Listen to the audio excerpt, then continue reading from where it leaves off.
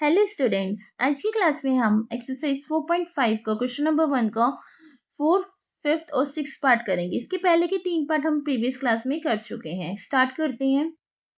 Fourth हमें ये दिया हुआ है। सबसे पहले हम न्यूमरेटर सॉल्व करेंगे, उसके बाद डिनोमिनेटर। हम लिखेंगे first we are solving 4y² minus 20y² plus में 25z²। इसे देखकर क्लियर पता चल रहा है, इसमें आइडेंटिटी यूज होगी a माइनस बी का होल स्क्वायर वाली। y स्क्वायर का हम क्या लिख सकते हैं, 2y का स्क्वायर, 2 2 4, y स्क्वायर सेम यही बन गया। 25 को 5z का स्क्वायर, बीच वाले को 2 2 4, 4 5 20 सेम बन गया। ये क्या बन गया, A square minus 2ab plus B square. ये किसका फॉर्मूला होता है हमारा, a माइनस बी का होल स्क्वायर। आप लिख देंगे 2y माइनस 5z का होल स्क्वायर। ब्रैकेट में आप लिखेंगे using identity a minus B का whole square is equal to a square minus 2ab plus B square. अब हम सॉल्व करेंगे नीचे वाले पार्ट को। हमने अभी न्यूमरेटर सॉल्व किया, अब हम डिनोमिनेटर सॉल्व करेंगे। Now we are solving 25z² minus 4y²। देख के पता चल रहा है इसमें a² माइनस b² का फॉर्मूला लग सकता है। इसे हम 25 को क्या लिख सकते हैं, 5z का स्क्वायर माइनस 2y का स्क्वायर। a² माइनस b² क्या होता है हमारा, a plus B, a minus B. Bracket में लिख देंगे यूजिंग आइडेंटिटी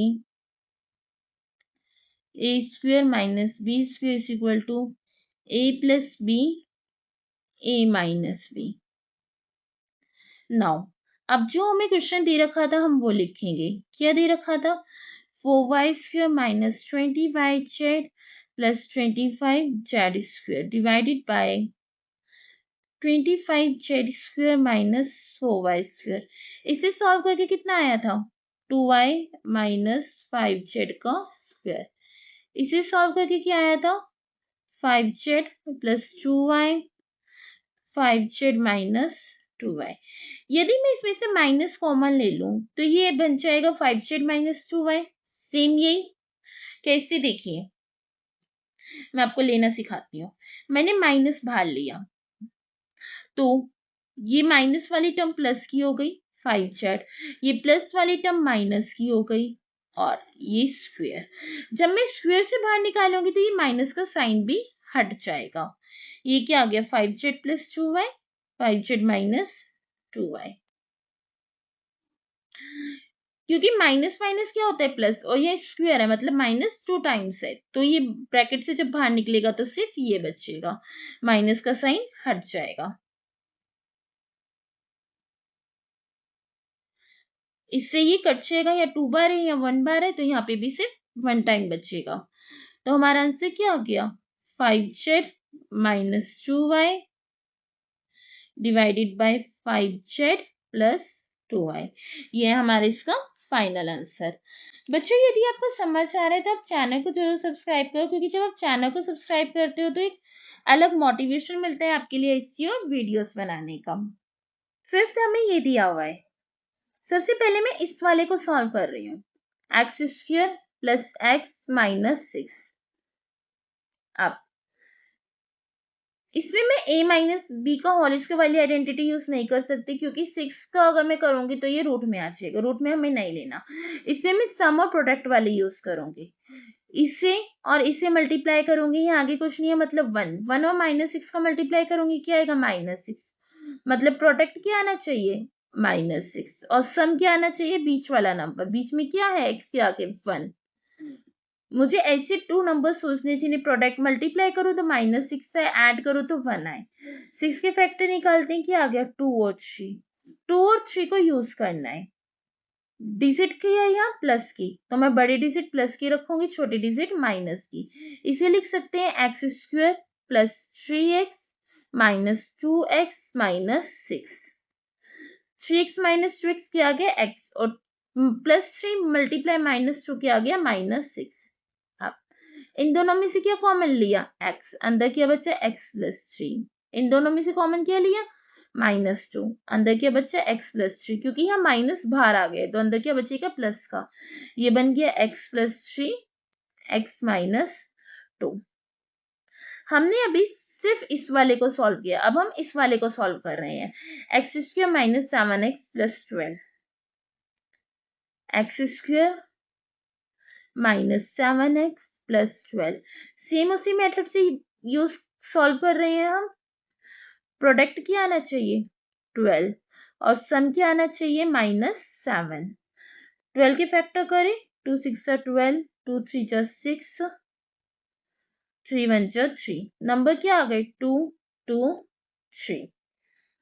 इन नंबर्स का यूज करके मतलब कोई भी 2 नंबर्स लेने हैं, मल्टीप्लाई करके 12 आना चाहिए और ऐड सब्ट्रैक्ट करके 7 आना चाहिए।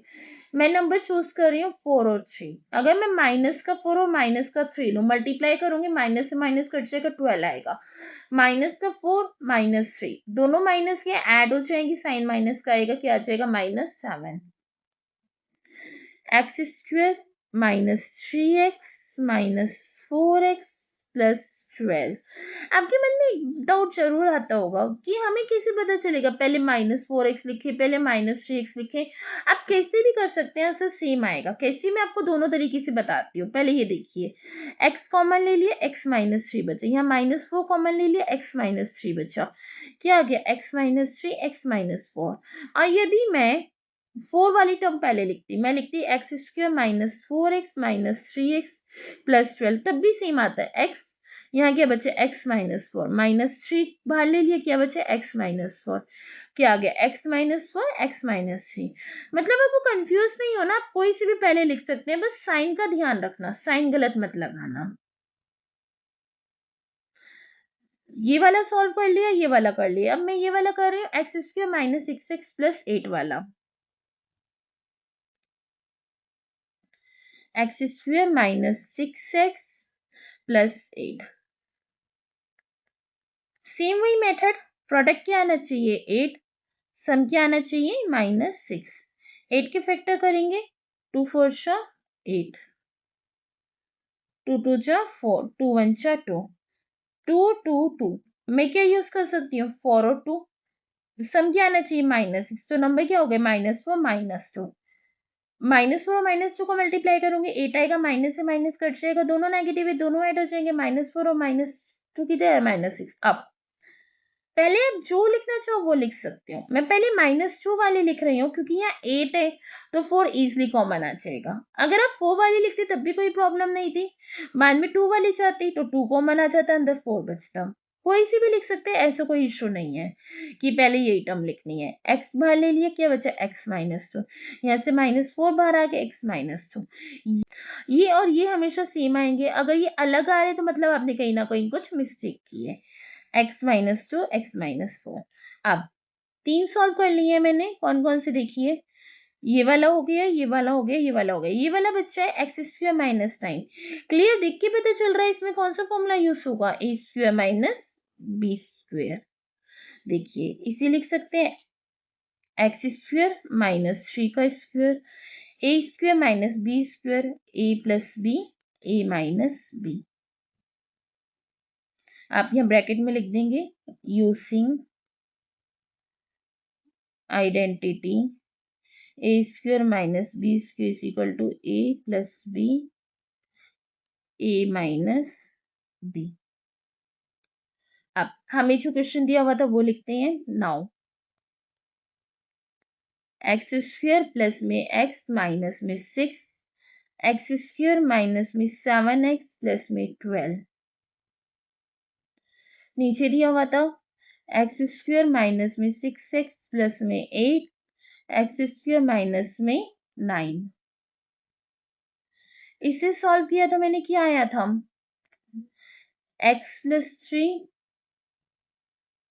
x - 2। अभी मैंने इस वाले का लिखा है, अब मैं इस वाले का लिख रही हूँ। इसे सॉल्व किया था तो क्या आया था x - 4 x - 3। इस वाले को सॉल्व किया था तो आया था x - 2 x - 4। इस वाले को सॉल्व किया था तो आया था x + 3 x माइनस थ्री, देखिए कुछ कट रहा हो तो x प्लस थ्री या x प्लस थ्री है, दोनों कट गए, x माइनस टू या x माइनस टू कट गए, x minus four x minus four ये भी कट गया, ये भी कट गया, ऊपर क्या बचा वन, नीचे क्या बचा वन, मतलब हमारा फाइनल आंसर क्या है वन। सिक्स हमें ये दे रखा है। सबसे पहले मैं ऊपर वाले को सॉल्व कर रही हूँ। फर्स्ट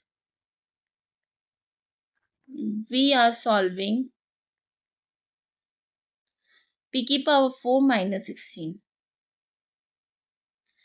p की पावर 4 माइनस 16 को मैं क्या लिख सकती हूँ, p स्क्वायर का स्क्वायर माइनस 4 का square, a plus B a minus B लिख देंगे आप ब्रैकेट में, using identity a square minus B square is equal to a plus B a minus B. यहाँ पे अगेन सेम यही फॉर्मूला लग सकता है इसमें, कैसे देखिए, ये क्या है पी स्क्वायर प्लस फोर, इसे मैं क्या लिख सकती हूँ, पी का स्क्वायर माइनस टू का स्क्वायर, सेम वही आइडेंटिटी यूज हो जाएगी, A plus B A minus B, P square plus two P square minus two. Numerator हमने सॉल्व कर लिया, अब हम सॉल्व करेंगे डिनोमिनेटर।